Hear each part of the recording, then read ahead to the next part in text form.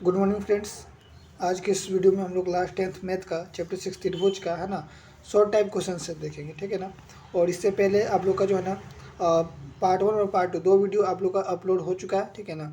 जो कि आप लोग का जो MCQ होगा इस बार वीकली टेस्ट जो है ना 28 तारीख को जो आप लोग का MCQ क्वेश्चन जो आएगा ना उसमें आपका पार्ट 1 और पार्ट 2 से मिलेगा, ठीक है ना। और इसके बाद जो आपका जो सब्जेक्टिव होता है ना दो दो क्वेश्चन आता है, ठीक है ना। 6 क्वेश्चन आता है, तो उसमें जो आप लोग को सब्जेक्टिव के लिए ये वीडियो आपका इंपॉर्टेंट है, ठीक है ना। सब्जेक्टिव क्वेश्चन आपका इसी है ना वीडियो से आप लोग का आएगा, ठीक है ना। तो ये सभी क्वेश्चन आप लोग का है ना बहुत ही इंपॉर्टेंट है, ठीक है ना। ये बहुत बार आप लोग का एग्जाम में देखने को मिला है, ठीक है ना। इसके लिए इसीलिए ये जो है आपका वीडियो है ना फाइनल एग्जाम के लिए बहुत ही इंपॉर्टेंट, ठीक है ना। और ये सभी क्वेश्चन जो है आप लोग का 2 या 3 मार्क्स का आपका एग्जाम में पूछा जाता है, ठीक है ना, बोर्ड एग्जाम में, ठीक है। तो आप लोग इस सभी क्वेश्चन को सही से नोट्स बनाकर लिखिएगा, ठीक है। तो चलिए हम लोग स्टार्ट करते हैं वीडियो को, ठीक है। 10 मीटर लंबी है ना एक सीढ़ी है ना एक दीवार पर है ना टिकाने पर भूमि से है ना 8 मीटर की ऊंचाई पर स्थित एक खिड़की तक पहुंचती है, ठीक है ना। दीवार के आधार से है ना सीढ़ी निचले सिरे की है ना दूरी ज्ञात कीजिए, ठीक है ना। और देखिए यहाँ पर जो है आपको क्वेश्चन में आपको बताया है पहले है ना कि जो भूमि से जो आपका है ना एक दीवार खड़ा है, यानी कि भूमि से जो दीवार खड़ा है वो कितना सेंटीमीटर का, 8 सेंटीमीटर का है। और आपका बोला है ये सीढ़ी कितना लंबा है, तो 8 सेंटीमीटर सीढ़ी लंबा है। ये सीढ़ी जो है कितना लंबा है, सो 10 सेंटीमीटर सीढ़ी लंबा है, ठीक है ना। 10 मीटर सीढ़ी लंबा है आपका ये वाला, है ना। आप लोग को क्या बताना है, तो आधार से सीढ़ी के निचले सिरे की दूरी, मतलब ये जो है ना आपका BC कितना है वो आप लोग को बताना है, ठीक है ना। ये आप लोग को पता है और ये पता है ये कितना है, तो ये आपका 10 है, ठीक है, 10 मीटर। तो चलिए बना दे इस क्वेश्चन को, बहुत ही आसान क्वेश्चन है, ठीक है ना। सबसे पहले क्वेश्चन में क्या दिया हो, तो AB आपका दिया हुआ कितना 8 मीटर, और AC कितना दिया हो, तो AC आपका 10 मीटर दिया हुआ। हम लोग को क्या निकालना है, BC निकालना है, ठीक है ना। तो सबसे पहले जो आपका देखिए यहाँ पर B क्या है 90 डिग्री, यानी कि ये कैसा त्रिभुज, समकोण त्रिभुज है। इसलिए हम लोग लिखे हैं चूँकि ABC एक समकोण त्रिभुज है ना। इसीलिए पाइथागोरस प्रमेय से हम लोग जानते हैं है ना क्या होता है, तो AC का स्क्वायर होता है, क्या होता है AC का स्क्वायर, है ना, क्योंकि ये बड़ा है और इन दोनों को सम करके आता होगा, है ना। तो हम लोग जानते हैं AC का जो हम लोग वर्ग करेंगे तो दो अलग भुजा के है ना वर्ग के योग के बराबर होता है, ठीक है ना। तो वही हम लोग लिखेंगे है ना कि AC का स्क्वायर इक्वल टू ये AB का स्क्वायर प्लस BC का स्क्वायर, है ना, वही लिखा हुआ AB का स्क्वायर प्लस BC का स्क्वायर इक्वल टू AC का स्क्वायर, ठीक है ना। तो चलिए जो जो क्वेश्चन पहले दिया हो तो उसको लिख लीजिए। आपका AB कितना दिया हो, तो 8 से 8 का स्क्वायर, 8 दिया हो तो 8 का स्क्वायर लिख दिया हम लोग। और BC आप लोग को पता नहीं है, ठीक है, कोई बात नहीं। और AC आपका कितना है, तो 10 दिया हो तो 10 का स्क्वायर हम लोग करेंगे, ठीक है। तो 8 का स्क्वायर करते तो कितना आता है, 64 आता, 64। और BC हम लोग को पता है तो BC का स्क्वायर ही लिखते हैं, इक्वल टू 10 का स्क्वायर कितना आता है 100, है ना। यानी कि आप पहले ये BC को यहाँ पर लिखिए इक्वल टू, ये जो इक्वल के बाद क्या है 100, तो 100 लिखेंगे हम लोग। और ये प्लस में 64 जब इधर आएगा तो क्या हो जाएगा, माइनस में 64 हो जाएगा, है ना। यानी कि BC का स्क्वायर इक्वल टू, अब इसमें जो है आपका ये है ना घटेगा तो कितना आ जाएगा 36 आ जाएगा। तो हम लोग को पता है ना, देखिए यहाँ पे BC का स्क्वायर इक्वल टू क्या आ गया 36 आ गया। तो हम लोग को पता है जब हम लोग स्क्वायर हटाते हैं, ठीक है ना, यानी कि BC इक्वल टू क्या हो जाएगा, तो जब हम लोग स्क्वायर हटाते हैं तो क्या आता है, रूट आता है ना। तो रूट चला जाता है इधर बोंडीज पर, यानी रूट 36 आ जाएगा, क्या आ जाएगा रूट 36। अब 36 का फैक्टर हम निकालेंगे तो क्या आता है 36 जो है किसका स्क्वायर बताइए, 6 का स्क्वायर, यानी कि 6 × 6 आता होगा। तो जब रूट में दो को जोड़ा मिल जाता है तो क्या होता है 6 बाहर निकल जाता है, यानी कि वही हम लिखे BC इक्वल टू रूट 36, यानी कि BC कितना हो गया आपका 6 मीटर हो गया, ठीक है ना। तो इस तरह से हमारा जो है दूरी निकल गया, ठीक है। ठीक है, नेक्स्ट क्वेश्चन देखिए, क्वेश्चन नंबर 2 क्या है आपका। त्रिभुज ABC में यदि है ना C समकोण है, कैसा C समकोण है, तो और भी बताया देखिए यहाँ पे, तथा AC बराबर क्या है BC है ना। तो सिद्ध कीजिए कि AB का स्क्वायर इक्वल टू 2AC का स्क्वायर होता है। समझिएगा क्या बोला है, तो जो आपका AC है, AC जो है ये वाला AC कहाँ है आपका, देखिए ये वाला AC जो है वो किसके बराबर है, तो आपका जो है ना ये CB के बराबर है, ठीक है ना। तो आप लोग को यही सिद्ध करना है, ठीक है ना। आपको बताया ये दोनों आपस में क्या इक्वल है, और क्या बताया AB का स्क्वायर इक्वल टू क्या होता है 2AC का स्क्वायर होता है। चलिए ये है ना हम लोग सिद्ध करते हैं, ठीक है। तो सबसे पहले जो है क्वेश्चन में क्या दिया है, तो त्रिभुज ABC क्या है, एक समकोण त्रिभुज, तो हम लिख दिए। जिसमें से आपका जो C है क्या है, कौन है, मतलब एंगल C क्या है 90 डिग्री है, तो लिख दिए वो। और भी क्या बताया था, तो AC जो है ये वाला AC जो है आपका ये है ना इसके क्या है बराबर है, यानी AC जो है आपका BC के बराबर, ठीक है ना। तो उसको हम लोग लिख दिए, जो क्वेश्चन में दिया था उसको लिखे, ठीक है ना। हम लोग को सिद्ध क्या करना है, सिद्ध करने बताया AB का स्क्वायर इक्वल टू 2AC का स्क्वायर, ये ना सिद्ध करना है, ठीक है। तो प्रूव करते हैं हम लोग, प्रमाण लिखेंगे, है ना। परिमाण लिखेंगे। उसके बाद हम लोग लिखेंगे त्रिभुज ABC में, क्या लिखेंगे, परिमाण लिखने के बाद त्रिभुज ABC में लिखना है। और इसके बाद आप लोग को है ना पाइथागोरस प्रमेय से आपको फॉर्मूला मालूम है क्या, अभी जो हम लोग फॉर्मूला देखे, यानी कि ये जो कर्ण होता है, कर्ण का जो वर्ग होता है वो अन्य दो भुजा के है ना वर्ग के बराबर होता है, योग के, है ना, ठीक है। तो AB का स्क्वायर इक्वल टू क्या होगा, AC का स्क्वायर प्लस BC का स्क्वायर, ठीक है ना। तो वही यहाँ पर हम लिखे, देखिएगा यहाँ पर, ठीक है, AB का स्क्वायर इक्वल टू क्या होता है, तो AC का स्क्वायर प्लस BC का स्क्वायर। कैसे लिए, तो वही आप पाइथागोरस प्रमेय से आप लोग जानते हैं, ठीक है ना। अब आगे ध्यान दीजिए, AB का स्क्वायर हम ये जो है वही लिखे, ठीक है ना, इक्वल टू ये AC का स्क्वायर भी वही लिखे, है ना। अब BC के जगह पे हम क्या लिखे, AC का स्क्वायर। तो AC का स्क्वायर कहाँ से लिखे, तो आप लोग देखिए यहाँ पर जो AC बराबर किसके, BC के, यानी कि BC की जगह पे हम लोग AC लिख सकते हैं ना, यानी कि इसीलिए हम लोग लिखे है ना, AC का स्क्वायर प्लस AC का स्क्वायर लिखे। तो अब यहाँ पर आप लोग ध्यान दीजिए, ये AB का स्क्वायर लिखेंगे इक्वल टू AC का स्क्वायर प्लस AC का स्क्वायर, यानी कि 2 को AC, यानी कि एक हो गया, इसको प्लस करेंगे तो 2AC का स्क्वायर हो गया, ये आपको प्रूफ हो गया, ठीक है ना। तो इस तरह से जो है ये भी इंपॉर्टेंट क्वेश्चन है और बहुत आसान क्वेश्चन है, ठीक है ना। तो आप लोग इस क्वेश्चन को छोड़िएगा नहीं, जब एग्जाम में आएगा तो आप लोग का, है ना। चलिए ठीक है, इसी में एक और अलग थोड़ा सा घुमाकर क्वेश्चन पूछा जाता है, दिखिएगा ये वाला, ठीक है। त्रिभुज ABC में यदि है ना समद्विबाहु त्रिभुज, समद्विबाहु मतलब दो भुजा क्या है आपस में इक्वल है, ठीक है ना, दो भुजा आपस में क्या है इक्वल है, ठीक है। तो त्रिभुज ABC क्या है, एक समद्विबाहु त्रिभुज है ना, जिसमें AC बराबर क्या है, तो BC, यानी कि AC जो है आपका BC के बराबर है ना। यदि AB का स्क्वायर इक्वल टू 2AC का स्क्वायर, देखिए ये आपको उसमें सिद्ध करना था, यहाँ पर आपको बता दिया AB का स्क्वायर इक्वल टू क्या होता है 2AC का स्क्वायर। हम लोग को सिद्ध क्या करना है, तो ABC एक समकोण त्रिभुज है, ठीक है ना। त्रिभुज जो है ये आपका समकोण त्रिभुज है या नहीं, आपको ये सिद्ध करना है, ठीक है। चलिए हम लोग बनाते हैं। तो सबसे पहले जो क्वेश्चन में दिया होता है उसको लिखते हैं हम लोग, ठीक है ना। तो ABC एक क्या है, तो समद्विबाहु त्रिभुज है, क्वेश्चन में बोला है, जिसमें और क्या बताया गया, तो AC आपका जो है BC के बराबर है, और भी क्या बताया, तो AB का स्क्वायर इक्वल टू 2AC का स्क्वायर, ये चीज़ बता दिया क्वेश्चन।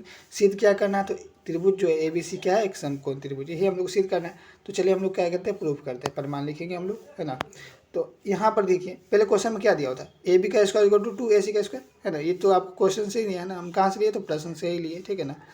अब आपको ध्यान देना है, ठीक है, कि AB का स्क्वायर हम लोग लिखेंगे इक्वल टू, ये देखिए 2AC का स्क्वायर, यानी कि AC कितने बार है, 2 बार है, यानी कि AC का स्क्वायर प्लस AC का स्क्वायर लिख सकते हैं ना, AC 2 बार, जब इसको प्लस करें तो यही आ जाएगा, तो इसको 2 बार हम लोग लिख सकते हैं, है ना। आगे हम लोग लिखेंगे AB का स्क्वायर इक्वल टू, ये वाला AC का स्क्वायर लिखे प्लस, अब देखिए AC के जब हम क्या लिख रहे हैं, देखिए यहाँ पर आपका AC किसके बराबर, BC के, यानी कि AC के जब हम क्या लिख रहे हैं, BC लिख दे रहे हैं ना, तो कोई दिक्कत क्या। तो यह आपका हो गया AB का स्क्वायर इक्वल टू AC का स्क्वायर प्लस BC का स्क्वायर, ठीक है ना। तो यहाँ पर ध्यान दीजिएगा, AB का स्क्वायर क्या हो गया, तो इक्वल टू है ना AC का स्क्वायर प्लस BC का स्क्वायर। तो ये तो फॉर्मूला हम लोग जानते हैं, तो जब ये फॉर्मूला हमारा अप्लाई होता है तो हम लोग जानते हैं हमेशा ये कैसा त्रिभुज होता है, तो समकोण त्रिभुज होता है, ठीक है ना। तो यानी कि इसमें एंगल C क्या होगा, 90 डिग्री होगा, यानी कि त्रिभुज ABC क्या है, एक समकोण त्रिभुज है। यहाँ पर आपका ये सिद्ध हो गया, ठीक है ना। तो इसीलिए आप लोग लिखिएगा, है ना, कि पाइथागोरस प्रमेय से हम लोग जानते हैं कि जब ऐसा हमारा ये फॉर्मूला आता है, तो ये जो है ना त्रिभुज ABC क्या है 90 डिग्री, यानी कि इसमें एंगल C है वो 90 डिग्री है, इसीलिए ये क्या है, एक समकोण त्रिभुज है, ठीक है ना। तो इस तरह से आपका बहुत ही आसान क्वेश्चन था। चलिए इसके बाद नेक्स्ट क्वेश्चन देखते हैं। ये सभी क्वेश्चन आपका बहुत बार एग्जाम में आया, ठीक है ना, तो सभी को आपको सही से लिख लेना है कॉपी में, ठीक है। नेक्स्ट क्वेश्चन देखिएगा आपका, यदि त्रिभुज ABC है ना समरूप है, ये क्या समरूप है, त्रिभुज है ना DEF के, ठीक है ना, और इसके क्षेत्रफल क्रमशः कितने हैं, तो 64 सेंटीमीटर स्क्वायर है और 121 सेंटीमीटर स्क्वायर है, ठीक है ना। दो त्रिभुज है, दोनों का क्षेत्रफल बताया, यदि है ना EF आपका इतना दिया हुआ है ना, तो BC ज्ञात करिए, BC आप लोग को बताना है क्या होगा, ठीक है ना। तो चलिए हम लोग बनाएंगे इस क्वेश्चन को, ठीक है, ठीक है। चलिए इसको क्वेश्चन को बनाते हैं। सबसे पहले जो आपका देखिए दो त्रिभुज है ना, दो त्रिभुज हम लोग बना लेते हैं, एक ये त्रिभुज है, एक और त्रिभुज ऐसा, ठीक है ना। नाम है क्या, तो ABC नाम है एक का, और एक का नाम क्या है, तो DEF है, क्या नाम है, तो DEF है, ठीक है ना। इसमें आप लोगों को बताया गया है ना, इस त्रिभुज ABC का क्षेत्रफल कितना है, तो आपका जो है 64 सेंटीमीटर स्क्वायर, और एक अलग त्रिभुज इसका है ना 121 सेंटीमीटर स्क्वायर है, ठीक है ना। आपको पता है ये समरूप त्रिभुज है ना, इसीलिए जो है साइज बड़ा छोटा हो सकता है, इसलिए क्षेत्रफल दोनों का अलग अलग है, ठीक है ना। लेकिन इसका जो कोण होता है वो सब आपस में क्या होता है, इक्वल होता है, ये 60 डिग्री तो ये भी 60 डिग्री होता है, ऐसा हम लोग जानते हैं, है ना। ये अगर 40 है तो ये भी 40 होता है, ऐसा होता है ना। ये 100 तो ये भी 100 होता है, इस तरह से होता है, ठीक है। तो लेकिन इसमें जो साइज है आपका बड़ा छोटा हो सकता है समरूप में, ठीक है, ये आपको पता है, इसीलिए दोनों का क्षेत्रफल आपका अलग अलग है, ठीक है। सबसे पहले क्वेश्चन में क्या दिया हो देखिएगा, ABC त्रिभुज का क्षेत्रफल कितना, तो 64 सेंटीमीटर स्क्वायर है, और है ना। एरिया ऑफ त्रिभुज है ना आपका जो है DEF कितना दिया हुआ है ना, यानी कि DEF का क्षेत्रफल कितना दिया तो 121 सेंटीमीटर स्क्वायर है ना। और देखिए आपका EF बताया है 15.4 है ना सेंटीमीटर। आपको BC आप लोगों को निकालना है, ठीक है ना। चलिए सबसे पहले आप लोगों को पता है क्या, तो त्रिभुज ABC कैसा समरूप है त्रिभुज DEF के। तो हम लोग को मालूम है एक फॉर्मूला, हम लोग को मालूम है, क्या फॉर्मूला मालूम है, मतलब दो त्रिभुज जो है का क्षेत्रफल है ना वो उसके जो है ना भुजा के वर्ग के बराबर होता है ना। त्रिभुज का क्षेत्रफल किसके बराबर होता है, भुजा के वर्ग के बराबर होता है। तो वही हम लोग लिखे, ठीक है ना। त्रिभुज ABC का जो क्षेत्रफल है किसके बराबर, तो भुजा के, यानी कि ये देखिए AB के वर्ग के बराबर होगा, यानी AB का स्क्वायर करेंगे, ठीक है ना। अब यहाँ पर हम लोग लिए हैं त्रिभुज DEF में, तो यहाँ पर AB लिए तो यहाँ पर क्या लेंगे हम लोग DE लेंगे। ठीक उसी प्रकार यहाँ पर जब हम लोग BC लेंगे तो यहाँ पे क्या लेंगे EF लेंगे। ठीक उसी प्रकार यहाँ पर AC जब लेंगे तो यहाँ पे क्या लेंगे DF लेंगे। तो सबका हम लोग स्क्वायर कर दिए इस तरह से, ठीक है ना, समझ गए। चलिए इसके बाद हम लोग देखते हैं है ना ABC का क्षेत्रफल कितना है तो 64 दिया हुआ, और है ना DF का क्षेत्रफल कितना है तो 121 दिया हुआ, ठीक है ना। अब हम लोग को जो क्वेश्चन में बताया है, देखिए क्वेश्चन में क्या बताया है, देखिए यहाँ EF बताया है और BC निकालना है। देखिए EF कहाँ है और BC कहाँ है, देखिए यहाँ पर है। तो इसी चीज़ को हम लोग बस यहाँ पर लिखेंगे, ठीक है। तीनों लिखने होते हैं, कोई एक लिख देंगे हो जाएगा काम हमारा, ठीक है ना। चलिए अब आगे हम लोग बनाते हैं इस क्वेश्चन को, है ना। ठीक है तो ध्यान दीजिएगा यहाँ पर, अब ध्यान दीजिए अब, है ना। जब ये ब्रैकेट में है और यहाँ पर स्क्वायर है, तो जब स्क्वायर हटाते तो हम लोग क्या करते हैं, अभी हम लोग देखें जब स्क्वायर हटाते हैं तो बाउंड्री पार जब करते हैं तो रूट आता है, क्या आता है रूट आता है, यानी कि जो है आपका है ना यहाँ पर BC बाई है ना, अब ये EF कितना है तो 15.4 ही है। तो यहाँ से हम लोग स्क्वायर हटाए तो इसमें क्या आ गया रूट आ गया, है ना 64/121। अब जब रूट आया 64/121 आया ऐसा, तो अब 64 बताइए है ना, इसका फैक्टर जब निकालिएगा तो कितना आएगा, देखिए 8 × 8 आएगा ना, ठीक है ना। और 121 क्या आएगा तो 11 × 11 आएगा, ठीक है ना। तो देखिए यहाँ पे 2 को 8 हो गया, यानी कि ये जब कॉमन नंबर मिल जाता है, 2 को नंबर मिल जाता है तो 8 क्या होता है बाहर निकल जाता है रूट के, यानी कि 8 के रूट के बाहर निकल गया।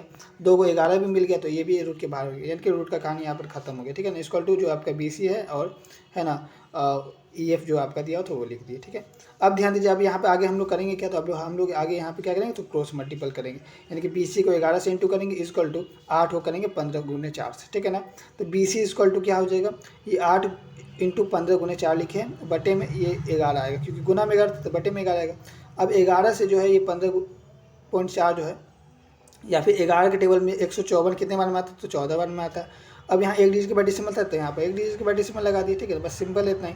अब 1.4 या फिर 14 को आप 8 से इंटू करिए, 14 को 8 से जब इंटू करेंगे क्या आएगा 112 आएगा। अब यहाँ पे एक डिजिट के बाद डेसिमल था तो इसलिए एक डिजिट के बाद डेसिमल लगा दी, ठीक है ना। यानी कि BC आपका क्या निकल गया तो 11.2 निकल गया सेंटीमीटर, ठीक है ना। इस तरह से आपका ये बहुत ही आसान क्वेश्चन, ठीक है ना। तो ये सब चीज़ को समझिए आप लोग, ठीक है ना।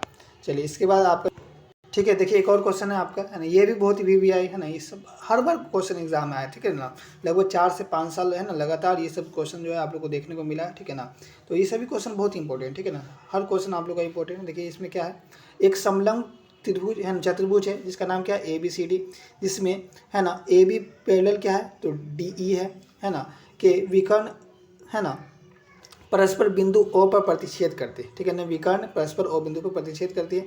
यदि AB बराबर क्या है 2CD है तो है ना त्रिभुज जो है आपका AOB और त्रिभुज COD का अनुपात ज्ञात कीजिए, ठीक है। इसका रेशियो हम लोग को बताना है। चलिए कोई बात नहीं, सबसे पहले हम लोग क्या किए तो एक चतुर्भुज बना लिए, है ना, समलंब चतुर्भुज बना लिए, जिसमें आपको क्या बोला है तो AB पैरेलल क्या है तो DC है, जो DC है वो AB के पैरेलल है। तो कुछ इसी तरह से हम लोग चतुर्भुज बनाए। और क्या बोला है तो यहाँ पर है ना विकर्ण जो है ना O बिंदु पर प्रतिच्छेद, मतलब इस तरह से हम लोग क्या किए दो विकर्ण है जो कि आपका यहाँ पर एक पॉइंट बनाया, इसका नाम क्या दी थी O दिए, ठीक है ना। तो इस तरह से जो क्वेश्चन में आपका दिया हुआ था सेम उसी टाइप से हम लोग किए हैं, ठीक है ना। चलिए अब हम लोग को जो क्वेश्चन में निकालना है, सबसे पहले दिया क्या है क्वेश्चन में ध्यान दीजिएगा, ठीक है। दिया है क्या तो जो आपका AB है किसके पैरेलल है तो DC के पैरेलल है, ठीक है ना। और क्या दिया तो AB जो है इक्वल टू क्या होता है तो 2CD होता है, ठीक है ना। ये क्वेश्चन में आप लोग का दिया हुआ है, ठीक है। चलिए अब हम लोग क्या करते हैं तो इसको हम लोग प्रूव करते हैं, ठीक है ना, प्रमाण करते हैं हम लोग, है ना। आप चाहे तो यहाँ पर प्रमाण लिख सकते हैं ना, प्रमाण लिख दीजिएगा इक्वल टू, ठीक है। और हम लोग बनाते हैं इसको, तो त्रिभुज हम क्या लिए हैं AOB, फिगर देखिएगा हम क्या ले रहे हैं त्रिभुज AOB ले रहे हैं, है ना। AOB देखिए कहाँ पर ये वाला AOB त्रिभुज लिए है। एक त्रिभुज आपका क्या है तो COD देखिए कहाँ पे ये वाला, ठीक है ना। एक त्रिभुज ये लिए है और एक त्रिभुज ये लिए, इसमें हम लोग काम करेंगे, ठीक है। चलिए काम करते हैं। पहले देखिए यहाँ पे ध्यान दीजिए, ठीक है। आपका जो है ना ये जो आमने सामने का जो कौन होता है ये देखिए ये O और ये जो है ऊपर से आपका ये हो, है ना, ये आमने सामने का जो कोण है ना, इसमें आपस में क्या होता है, इक्वल होता है। तो वो कैसे होता है, तो शीर्षाभिमुख कोण के कारण, क्योंकि जब इसमें एक बिंदु है ना, दो लाइन जब आपस में कटता है तो यहाँ पर ये क्या अप्लाई होता है, तो शीर्षाभिमुख कोण के कारण ये क्या होता है, आपस में इक्वल होता है। ये जितना होगा उतना ये भी होगा, ठीक है ना, जितना ये होगा उतना ये भी होगा, है ना। यानी कि शीर्षाभिमुख कोण के कारण क्या होता है, ये आपस में इक्वल, यानी कि जो आपका है ना दोनों में जो है ना ये आपस में इक्वल होता है शीर्षाभिमुख कोण के कारण, है ना। और एकांतर अंतर कोण क्या होता है, तो आपका जो है ना यहाँ पर ध्यान दीजिएगा, ठीक है। यहाँ पर ये वाला जो है आपका है ना डी, और ये यहाँ पर बी आपस में इक्वल होता है, ठीक है। यहाँ पर ये ए और यहाँ पर ये सी आपस में इक्वल होता है, ठीक है। तो वही हम लिखे शीर्षाभिमुख कोण और एकांतर अंतर कोण लिखे, ठीक है ना। ये दोनों चीज़ आप लोग को अब समझ में आ गया होगा, ठीक है ना। तो जब ऐसा हुआ, यानी कि दोनों त्रिभुज में हम लोग क्या किए, तो दो दो कोण को आपस में इक्वल बता दिए। तो हम लोग जानते हैं जब भी किसी त्रिभुज में, दो त्रिभुज में जो है हम लोग, जब भी हम लोग है ना दो त्रिभुज में दो कोण आपस में इक्वल दर्शा देते हैं, है ना, तो यहाँ पर जो है ये आपका समरूप त्रिभुज हो जाता है, ठीक है ना। यानी कि हम लोग बोल सकते हैं कौन सा है ना कसौटी लग रहा है, तो एंगल एंगल बोली या फिर एंगल एंगल एंगल बोली, ठीक है ना। आप एंगल एंगल एंगल भी बोल सकते हैं या फिर एंगल एंगल बोल सकते हैं, ठीक है ना। तो यहाँ पर एंगल एंगल समरूपता हम लोग बोलेंगे, ठीक है ना। ठीक है, जो त्रिभुज आपका ए ओ बी है और त्रिभुज सी ओ डी आपस में क्या है, तो समरूप है। क्यों, तो हम दो त्रिभुज है ना आपस में आप लोग इक्वल दिखा दिए, है ना, दो कोण जो है आपस में इक्वल है, इसीलिए जो आपका ये समरूप है। तो जब समरूप होता है तो हम लोग को मालूम है ना कि जो त्रिभुज का क्षेत्रफल होता है क्या होता है, भुजा के वर्ग के बराबर होता है, ठीक है ना। यानी कि त्रिभुज ए ओ बी बराबर है बटे त्रिभुज है ना सी ओ डी, है ना, ये किसके बराबर, तो भुजा के वर्ग के, यानी कि ए ओ का स्क्वायर बटे सी ओ का square equal to O B का square equal to O D का square equal to A B का square equal to C D का स्क्वायर, ऐसा होता है, ठीक है। लेकिन हमारे देखिए क्वेश्चन में बताया क्या था, ए बी इक्वल टू 2CD, यानी कि ए बी और सी डी का ही हम लोग का काम है, ठीक है ना। तो ध्यान दीजिए यहाँ पर ए बी और सी डी कहाँ दिखे, ए बी और सी डी कहाँ, तो यहाँ पर, ठीक है ना। बस हम लोग को इसका काम है, ठीक है। तो चलिए हम इसी को लिखते हैं, ठीक है। यानी कि एरिया ऑफ त्रिभुज ए ओ बी बटे एरिया ऑफ त्रिभुज सी ओ डी, ठीक है, इक्वल टू क्या होगा, ठीक है। आप A B by C D आप लिख दीजिएगा, ठीक है ना। पहले A B by C D आप लोग लिखिएगा यहाँ पर। अब ए बी के जगह पे हम लोग क्या लिख सकते हैं, तो 2CD लिख सकते हैं। क्यों, तो हम लोग का जो प्रश्न से ही हम लोग को दिया हुआ है ए बी इक्वल टू क्या होता है, 2CD होता है, ठीक है ना। आपका ये जो प्रश्न में ही दिया हुआ है, ठीक है, आप ध्यान दीजिएगा। तो ए बी के जगह हम लोग क्या लिख सकते हैं, तो हम लोग, ठीक है, ए बी के जब हम लोग 2CD लिख सकते हैं, ठीक है। अब देखिए यहाँ पर CD और ये CD कैंसिल हो गया, है ना, ठीक है। CD और CD कैंसिल हो गया, ठीक है। तो बच क्या गया, देखिए यहाँ पे ये स्क्वायर है, यानी कि 2 का स्क्वायर क्या हो जाएगा, 4 हो जाएगा। और नीचे में क्या बचा 1, तो 1 का स्क्वायर क्या आता है, 1 ही आता है, यानी कि 4:1 आ गया। यानी कि जो है आपका इसका अनुपात क्या निकल गया, तो 4:1 का आ गया। आप लोग का बहुत ही इंपॉर्टेंट है ना, हर क्वेश्चन आप लोग के लिए इंपॉर्टेंट इसीलिए है ना, आपका ये वीडियो बहुत ही महत्वपूर्ण है, ठीक है ना। देखिए यदि दो समरूप त्रिभुज के क्षेत्रफल बराबर हो तो है ना सिद्ध कीजिए कि वे त्रिभुज क्या है, सर्वाक्षम। सर्वाक्षम भी हम लोग बता चुके हैं आप लोग को, है ना। जो पार्ट 1 वीडियो हम उसमें आप लोग को बताए थे सर्वाक्षम स्वरूप होता क्या है। सर्वाक्षम मतलब होता है कि देखिए ये त्रिभुज का जितना बड़ा साइज होगा वो ये भी त्रिभुज का उतना ही बड़ा साइज होगा। यानी कि इसका जितना बड़ा साइड होगा ये वाला, ये 2 सेंटीमीटर तो ये भी 2 ही सेंटीमीटर होगा, ये 3 सेंटीमीटर ये भी 3 ही सेंटीमीटर होगा, ये 4 सेंटीमीटर तो ये भी 4 सेंटीमीटर होगा। यानी कि इसका जो है ना भुजा आपस में क्या होता है, सेम होता है, ठीक है ना। तो ये सर्वाक्षम होता है। तो हम लोग को यही सिद्ध करना कि ये सर्वाक्षम है या नहीं। चलिए ठीक है, सिद्ध करते हैं। सबसे पहले दिया क्या है क्वेश्चन में, तो आपका इसमें क्वेश्चन में बताया कि त्रिभुज जो ए बी सी है वो क्या है, समरूप है त्रिभुज डी ई एफ के, ठीक है, समरूप है। यानी कि ए बी सी है ना और डी एफ क्या है, समरूप त्रिभुज है ना। मतलब जो है इसका दो कोण आपस में क्या है, इक्वल है, ठीक है। तो त्रिभुज ए बी सी और डी एफ क्या है, समरूप त्रिभुज है, ठीक है। तो हम लोग जानते क्या है ना कि, ठीक है, और भी कुछ दिया हुआ है ना कि जो एरिया ऑफ त्रिभुज ए बी सी है, यानी ए बी सी का जो एरिया है ना, ठीक है, एरिया मान लीजिए ए बी सी का मान लीजिए 64 सेंटीमीटर स्क्वायर दिया हुआ है, ठीक है ना। तो जो आपका डी ई एफ है इसका भी एरिया कितना है, तो 64 सेंटीमीटर स्क्वायर ही है, ठीक है ना। दोनों का एरिया आपस में क्या है, इक्वल है, ठीक है। ये आपका क्वेश्चन में बताया, ठीक है। तो चूँकि हम लोग जानते हैं कि ए बी सी क्या है, समरूप त्रिभुज है डी ई एफ के, है ना। तो इसीलिए जो है एरिया ऑफ त्रिभुज A B C by area of त्रिभुज डी ई एफ क्या होगा, तो भुजा के वर्ग के बराबर होगा। यानी कि ए बी का स्क्वायर इक्वल टू क्या होगा, इक्वल टू डी ई का स्क्वायर होगा, बी सी का स्क्वायर इक्वल टू क्या होगा, ई एफ का स्क्वायर, ए सी का स्क्वायर इक्वल टू क्या होगा, डी एफ का स्क्वायर, है ना। तो वही हम लोग यहाँ पर लिख दिए, ठीक है ना। चलिए अब आगे जो है आप लोग ध्यान दीजिएगा यहाँ पर, है ना, कि जो आपका देखिए यहाँ पर एरिया ऑफ त्रिभुज ए बी सी बराबर है एरिया ऑफ त्रिभुज डी ई एफ के। तो एरिया ऑफ त्रिभुज ए बी सी हम लिखे बटे, और एरिया ऑफ त्रिभुज डी ई एफ क्या है, तो ए बी सी के बराबर था। हम लोग डी ई एफ के जगह पे क्या लिख दिए, ए बी सी लिख दिए, ठीक है ना। इक्वल टू आपका जो कुछ है यहाँ पर वही कुछ हमने यहाँ पर लिखे, ठीक है ना। ध्यान दीजिएगा, जब दोनों आपका एक ही जैसा आ गया है ना, ए बी सी यहाँ पर भी ए बी सी यहाँ पर, तो ये कट जाएगा आपस में है ना। यहाँ पे क्या बच गया 1, यहाँ पर भी क्या बच गया 1 बच गया, ठीक है ना। आप इस क्वेश्चन में बस इसको भी लेकर चल सकते हैं, ठीक है ना। तो जब हम लोग इसको 1 को डी से इंटू करेंगे है ना, और जब यहाँ 1 को ए बी से इंटू करेंगे तो क्या आएगा बताइए। तो आपका जो है यहाँ पर आ जाएगा ए बी का स्क्वायर इक्वल टू क्या आएगा, तो डी ई का स्क्वायर आएगा कि नहीं, ठीक है। क्रॉस मल्टीपल करेंगे तो आप जब जानते हैं कि ये ना बराबर में जो ये स्क्वायर और स्क्वायर कट जाता है, यानी कि ए बी इक्वल टू क्या आ गया, तो डी ई आ गया। ठीक उसी प्रकार जब हम लोग सब में करेंगे है ना, तो जैसे इसमें A B equal to D आया, उसी तरह यहाँ पे बी सी इक्वल टू क्या आएगा, ई एफ आएगा। उसी प्रकार जो है आपका है ना, और ए सी इक्वल टू क्या आएगा, तो डी एफ आएगा, ठीक है ना। मतलब सारा जो है आपस में इक्वल होगा। आप इसे दर्शा सकते हैं कि बी सी इक्वल टू क्या आएगा, तो आपका जो है ना ई एफ आएगा है ना, और जो है आपका ए सी इक्वल टू क्या आएगा, तो डी एफ आएगा। इस तरह से आप लोग दर्शा दीजिएगा है ना। और है ना देखिए यहाँ पर जो है आपका यहाँ पर दर्शा दिए हम, ठीक है ना, तीनों को। इसीलिए जो है आपका जो है ना यहाँ पर कौन सा कसौटी लग रहा है ना, तो आप बताइएगा क्या हमने दर्शाया क्या, दोनों त्रिभुज का जो है ना साइड क्या है आपस में इक्वल है, साइड को ना दर्शाया, यानी कि कौन सा कसौटी लगा, तो साइड का लगा, ठीक है ना। और इसीलिए आप लोग कह सकते हैं कि जो ए बी सी त्रिभुज है वो क्या है, तो सर्वाक्षम है त्रिभुज डी एफ के। सर्वाक्षम का ये आपका सिंबल होता है, ठीक है, और समरूप का ये सिंबल होता है, ठीक है। ये चीज़ ध्यान दीजिएगा, ये आपका यहाँ पर प्रूफ हो गया, ठीक है। इस वीडियो में हमने देखा क्वेश्चन बहुत सारे, ठीक है, जो कि आपका 2 या 3 मार्क्स का एग्जाम में, फाइनल एग्जाम में देखने को मिलेगा, ठीक है ना। वो कौन सा होगा वो आप लोग को जब मॉडल सेट आएगा तभी पता चलेगा, ठीक है। वो 2 मार्क्स का रहेगा या 3 मार्क्स का, ठीक है ना। तो आपका ये क्वेश्चन सब इंपॉर्टेंट है, और साथ साथ ये वीकली टेस्ट में तो आएगा, ठीक है ना, ये तो फिक्स है, ठीक है। वीकली टेस्ट में आपको सब क्वेश्चन है ना देखने को मिलेगा, इसमें से कोई ना कोई आ ही जाएगा, ठीक है ना। तो ये सभी क्वेश्चन बहुत इंपॉर्टेंट है, ठीक है ना। और इसके बाद जो आपका नेक्स्ट वीडियो आने वाला है वो 5 मार्क्स का रहेगा क्वेश्चन, ठीक है ना। वो कंफर्म है कि 5 मार्क्स का जो है आपका आ ही जाएगा, ठीक है ना। 4 गो थ्योरम है आपका है ना, वो चारों थ्योरम आप लोग समझ लेते हैं तो 5 मार्क्स आपका कहीं नहीं जाने वाला, ठीक है ना। तो वो जो 5 मार्क्स का सवाल है, ठीक है ना, तो वो वीडियो को आप लोग जरूर देखिएगा, ठीक है ना। तो फिर मिलते हैं नेक्स्ट वीडियो में, तब तक के लिए जय हिंद जय भारत।